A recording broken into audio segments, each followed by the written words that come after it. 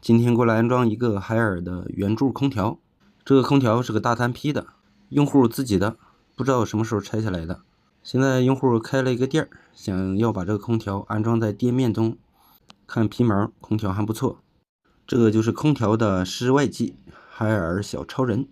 这个空调安装虽然比较简单，都放在地上，但是空调管要从上面走下来，因为这个地方是个玻璃门，根本没法打眼儿。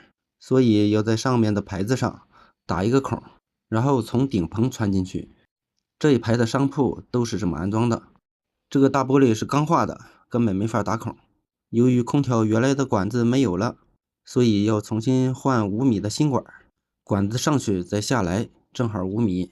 就是因为换管和用户之间出现费用上的分歧。这个虽然是3P空调，但是用到的管是6个12的，这是变频空调的标配。正常3P空调加管1.120米，用户觉得贵，他在网上看了一下，成品做好的铜管1米只要70块钱，所以用户给我讨价还价，加上电缆线让我给他按81米算，要不他自己就去买铜管。遇到这样的用户也是没招了，只有硬着头皮给他安装上了。现在用角磨机在广告牌上割了一个孔，然后把管子穿过去就可以了。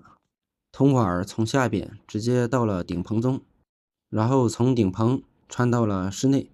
室内机用户找了一个木头桌子裹了起来，因为它这个地方是批发雪糕的，冰柜放得满满的，如果把内机放在地面上，冰柜会挡去一半的风量，所以用户要求给它裹起来，这样制冷效果会好很多。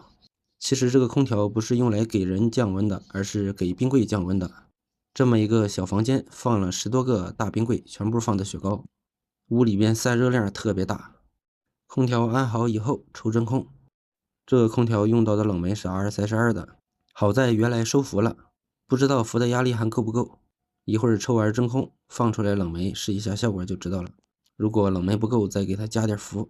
真空抽完以后打开阀门通电试机，没想到空调的制冷效果还不错，外机吹出来的风特别热，完全没问题。粗管和细管立马就结水珠了，看样这个伏是一点也不缺呀。这个加伏钱是挣不到了，换了5米管收了400块，安装费要了200，一共600，2个小时搞定。大家觉得怎么样？